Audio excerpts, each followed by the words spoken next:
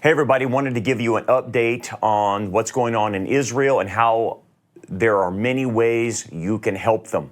As you know, you've been following this. Israel has struck Iran and they have taken out a lot of the nuclear installations. They have taken out several of the high-level senior military officials.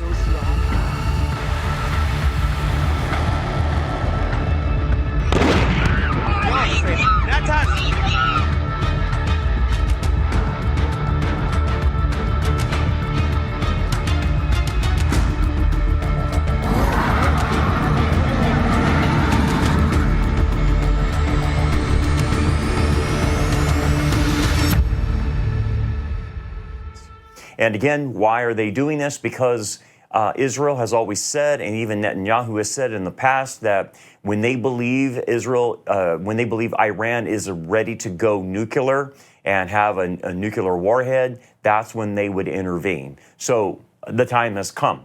And nobody, including us in the West or in Europe or anywhere else, wants Iran to be nuclear.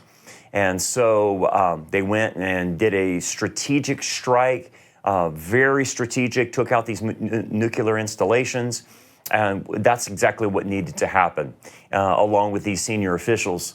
I wish there would be a regime change. I hope that's coming in the days ahead. The Ayatollahs, that guy needs to get out. The religious domination of Shia Islam that dominates Iran needs to be removed. So that the Iranian people can have freedom and be like they were before the Ayatollahs took over in 1979. Iran was a very Western type of culture before this radical Shia Islamic wanting to bring in the Mahdi took over. And as many of you know, the Shias, the Ayatollahs that practice Shia Islam, want to bring in the Mahdi, their Muslim Messiah. They want to usher that in through death and destruction and bloodbath, basically, is what they have said. They want to wash the world in blood. And so this is a death cult, just like Hamas, Hezbollah. In fact, Iran has been funding all of the proxy groups around Israel. I was interviewing the other day Dr. Nir Bombs, and he's out of Tel Aviv, and he was just saying that, look, all 7 fronts that Israel was fighting since October 7th, they're all proxies of Iran. So Israel knew they had to come after them. Eventually it would happen, and now it's come. Especially it's important that it happened now because it's on Donald Trump's watch. And Donald Trump had indicated earlier this week that things weren't going well with negotiating with Iran. They weren't willing to come to the table and stop their nuclear proliferation. And so we got the vibe from Trump that, they weren't willing to negotiate. So the alternative measure is let Israel loose and go and attack that. Now, I've seen reports right now that Trump has even offered, hey, we'll still meet with you guys on Sunday if you want to renegotiate things, but Iran has come out and said no. So I hope this means regime change. I hope it means that the Iranian people will be free and that Israel and America and the Western world doesn't have to worry about this anymore. But I also know prophecy, and so do you. And I think that a lot of this tripwires, a lot of prophetic things that start setting the table, obviously, for Gog-Magog, for Jeremiah 49, the destruction of Elam, which is one of the ancient names for the area where in Iran where the Bushehr nuclear reactor is. And so this could lead to a lot of that, obviously, and I'm going to take you through that. But here's the thing. You have an opportunity to help. You can help Israel through us. We have IDF units that we're in touch with, that we sponsor and support, and these are reservist units. And immediately when this went into action, they contacted us with certain needs.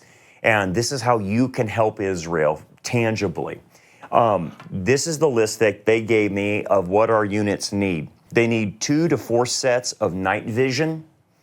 They need 3 sets of Arovia foldable monitors, military grade. They need 8 to 12 sets of Maron Dolphin Agilite vests for the officers. And then they need 10 to 20 sets of helmet flashlights. And so when we have estimated all of this based on this list that they have given us, it's approximately about $50,000 worth of equipment. The big items obviously are the vests and the helmets. But I think as our audience is out there, we got plenty of people out there who want to donate to help them in this regard. So go to rockharborchurch.net, go to our giving tab, and go to the Bless Israel Fund on the giving tab, and you can make your donation there. And that money will go to pay for these items these reservist units need. And this is a tangible way to help Israel. I will bless those who bless you, and I will curse those who curse you. But it also is a spiritual way to get the truth to them about Yeshua. Because, like I've always said, the reason we're doing this is to show them our love tangibly. And what we have seen is it opens them up, it opens their hearts up to the gospel. And we're able to, sometimes plant water, but we're able to talk to them why we're doing this. And like I've said before, it brings them to tears. They can't understand why we evangelicals love them, why everyone else hates them. And we were able to talk about that and explain why. And we talked to them about Yeshua. So it's a very good way to help them. Again, I will bless those who bless you, and I will curse those who curse you, and then hopefully be able to share the truth with them about Yeshua. And that's what it's all about. So that's a tangible way that you can help them. Again, go to the Rock Harbor Church giving tab, go to Bless Israel Fund, and you can put in there any amount that you want and know that that money will go to helping the reservist units have that safety equipment that protects lives. That's what you're doing, is protecting lives. Again, estimating about $50,000. Okay, so let's talk about prophecy a little bit. Jeremiah 49 talks about the destruction of Elam. And Jeremiah 49, 34 through 39 talks about it. So let's go through this real quick. The word of the Lord that came to Jeremiah the prophet against Elam in the beginning of the reign of Zedekiah, king of Judah, saying, Thus says the Lord of hosts, Behold, I will break the bow of Elam, the foremost of their might. Against Elam I will bring the 4 winds from the 4 corners of heaven, and scatter them toward all those winds. There shall be no nations where the outcasts of Elam will not go, for I will cause Elam to be dismayed before their enemies, and before those who seek their life I will bring disaster upon them. My fierce anger, says the Lord, I will send the sword after them until I have consumed them. I will set my throne in Elam, and will destroy from there the king and the princess, says the Lord. But it shall come to pass in the latter days, I will bring back the captives of Elam, says the Lord. Okay, so what is it trying to say? This is a prophecy that was made by Jeremiah, and it never has happened in biblical history. So it's a future fulfillment waiting to happen. And where is Elam? Elam is the area by the Persian Gulf in Iran, and it's where the Bushehr nuclear facility is. And it talks about this area and the people there being scattered to the 4 winds. And of course, it has to do with judgment. It says, I will set up my throne in Elam. That's a throne of judgment. That's what God is saying. And he's going to judge this area. And no one will be able to basically inhabit the area, scatters the people from to the 4 winds. And so a lot of people have said that, again, this is a future fulfillment, but what could this possibly be referring to? Well, it might be referring to a nuclear fallout. It could be referring to a nuclear leak, or like Chernobyl or something like that, or something that maybe Israel does by taking it out, and it causes a major problem where there's a radiation leak or something like that, and the people cannot stay there anymore. So that's been the conjecture. But we do know it's a judgment that will happen at that period of time in the future, and maybe in the near future. and people will not be able to stay there. So again, using our modern ideas of technology and nuclear, maybe this has to do with Israel doing something to them. Not sure, but that's what we're looking for. And again, we're seeing the table set to where Israel is taking out nuclear installations, right? And so it definitely is stair-stepping us to Jeremiah 49 with the destruction of this area in Iran called Elam. That's the ancient name. So we're looking at that. We're going to monitor that. The other thing it does is it brings us to Ezekiel 38 and 39. And you guys know the passage very well. We talk about it all the time. And in 38 and 39, it talks about the Gog-Magog invasion. And as you guys know, in Ezekiel 38 and 39, the players that are involved obviously are Russia, Iran, Turkey, parts of northern Africa, Libya, ancient Libya, and in lower Sudan and Ethiopia is another area, and they will have an attack upon Israel, as you know, in the latter days, in the last days. Now, here's the thing. We have seen for decades now the alignment of Gog of Magog with Russia and Turkey and Iran. And they're all buddies. And so we have heard Putin say, look, if you attack Iran, it draws us in. And we're watching the response that's going to happen, not just from Iran, but we're going to watch how Russia responds. Now, this might be an opportune time for Israel to strike Iran, because not only because we have Trump in office, which is going to supply anything that Israel needs militarily, no problems there, but also the fact that Russia is weakened. They've been fighting a war in Ukraine, and Russia has lost about 1 million soldiers. It's been a complete meat grinder on both sides, no doubt about that. But Russia's in a weakened state as far as military. But that doesn't mean that Russia can't fire weapons, can't, arm missiles or anything like that. They have that capability. So it's going to be interesting to see in the days ahead what Putin might do. Maybe he won't do anything, but maybe he will, because they're allies with Iran. And so we know that, we understand that. We also know that Turkey's in an alliance with this axis of evil. And so we'll see what Turkey does. Who knows? Maybe they won't do anything, but maybe they will.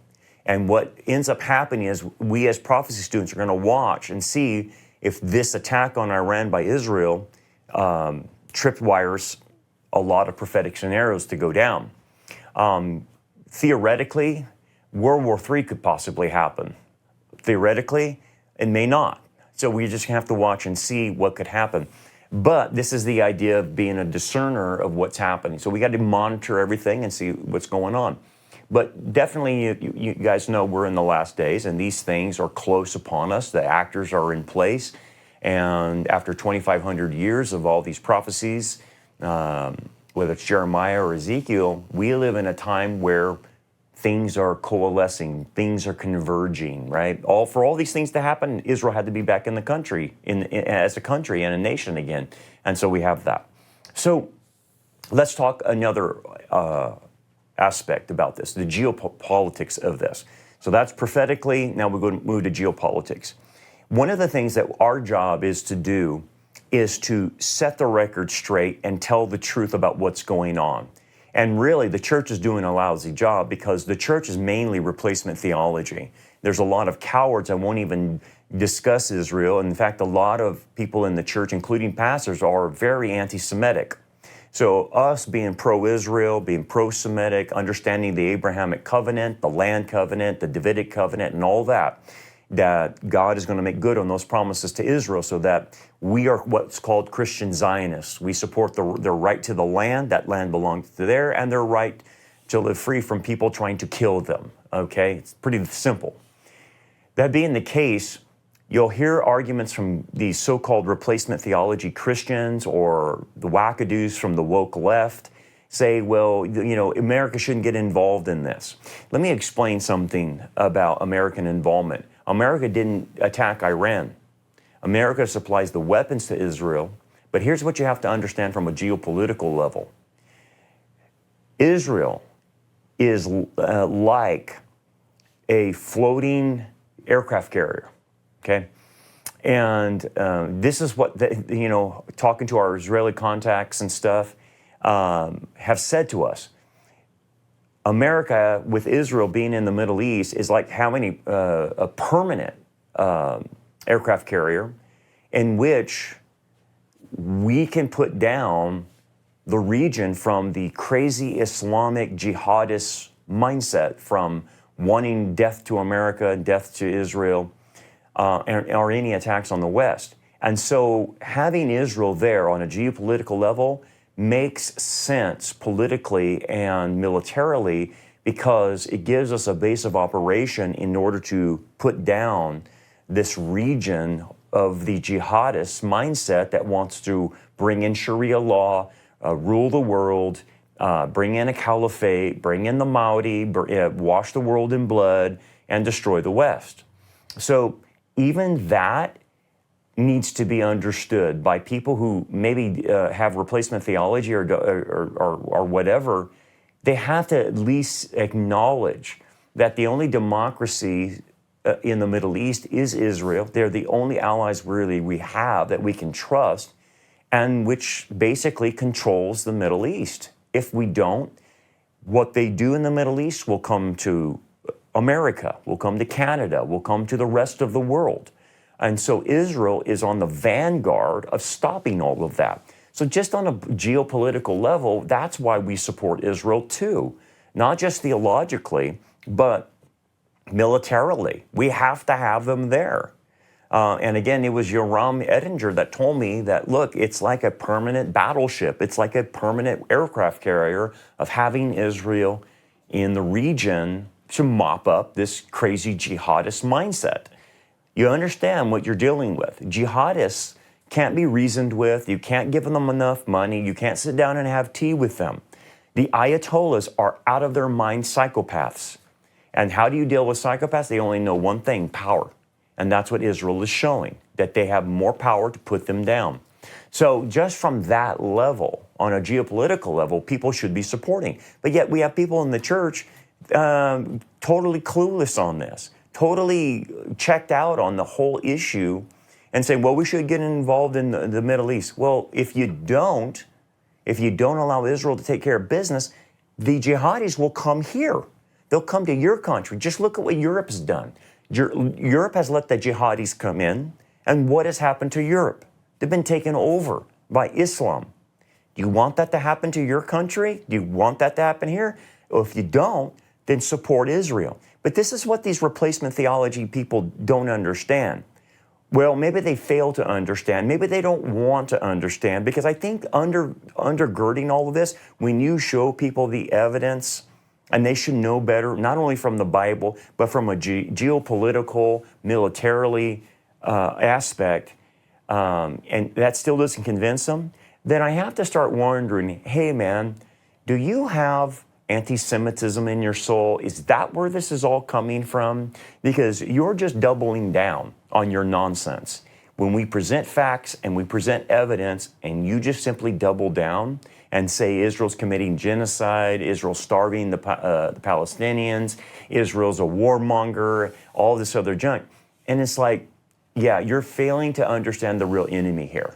And if you can't understand the real enemy, and you can't see Satan behind what's happening at Hezbollah and Hamas and Iran, or this woke mentality that you have, then something's wrong with you. You have been Romans 1.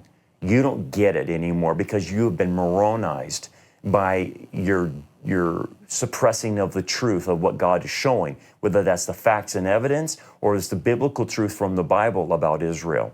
The Bible is pro-Israel. When you take it for what it says, Israel has a plan and a future that God has for them. All Israel will be saved. They are God's people. And you may not like that, but too bad. That's what it is. And you have to bow a knee to it. Now, I know I'm speaking to my audience because you guys understand this, but the rest of Christendom doesn't. In fact, they're virulently opposed to Israel. They believe the propaganda coming out of our media. They believe social media, and they have their own narrative. And it's like, how come you don't want to consider the facts and evidence when it's presented to you? Like when Greta Thunberg goes to Israel or goes to Gaza, and Israel wanted to show her the October 7th videos, she refused to see the videos, refused to look at the facts and evidence. And then what did she say? Israel kidnapped me. And Israel did not kidnap her. They gave her food, they gave her water, and they put her back on a plane, sent her back to France. But again, that's my point. And then you see all these riots all over the United States, opposing ICE, opposing Trump. And understand, there's communists behind this. This is not a grassroots movement. But then you see Palestinian flags being flown in these riots. And then you see people wearing keffiyehs, Palestinian keffiyehs on their heads and around their necks, like Greta Thunberg did when she went to Gaza, or tried to go to Gaza. And it's like, what is that about? Yeah, it's not grassroots. This is a contrived, well-organized, well-funded by communist billionaires to destroy the West and destroy Israel. And so you have to know what's at stake here, and understand that there are very nefarious people, very nefarious, that want to wipe out Israel, want to wipe out the United States or the West in general. And they are doing a very good job, especially in Europe, especially in Australia, New Zealand, different Canada. Anti-Semitism is like quadrupled in some of these Western societies, South Africa and whatnot. How come? Well, it's because the communists, the globalists are working underneath to create this. Israel is the vanguard of the West. United States represents the West, and that's what they're trying to target. So there's a lot happening. We need to be aware of it. We need to understand that it's very satanic, very evil, but this is your time to shine. This is your time to step up. Not only tell the truth, we got to fight the propaganda war for Israel. People in our families, we got to set the record straight. And when they say Israel's committing genocide, you have to correct that. You have to be on top of that. You have to have your facts and evidence saying, no, that's not right. Oh, they're starving the Gazans. There's 14,000 babies starving. No, you have to correct that. You have to set the record straight. You can't let that go undealt with. And so that's one of the ways we fight. But the other way is monetarily. And like I said, you can give to Israel. I have told you the needs. It's about a $50,000 need. Helmets, all kinds of other things I mentioned. Again, I'll mention them again. Night vision, that helps the soldiers be able to see the enemy at night. A Rovia foldable monitor so they can see their weapons grade. They can see what's going on. Dolphin Agilite vests, those are bulletproof vests, right? And 10 to 20 sets of helmet flashlights for their helmets at night. So those are the needs. So if you want to help, again, go to rockharborchurch.net, go to the giving tab, go to Bless Israel Fund, and you can help us help Israel fight this war against evil and a very nefarious Iran and all their proxies. So we'll keep you updated on what's happening. We'll continue to watch this, what develops out of Iran, what develops out of Russia, what develops in Elam. We're going to keep these things in mind and watch things as the table continues to get set for the prophetic development coming in the near future. So anyway, remember what the Lord said. When you see these things begin to happen, look up, lift up your heads, for your redemption draws near. God bless you guys. We'll see you next time.